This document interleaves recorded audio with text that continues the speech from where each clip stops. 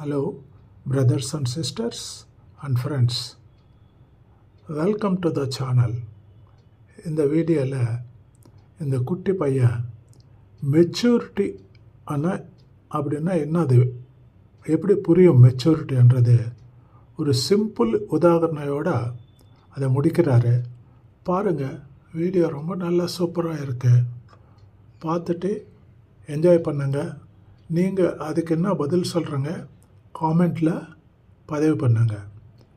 சின்ன request, please like, share, subscribe and hit the bell button.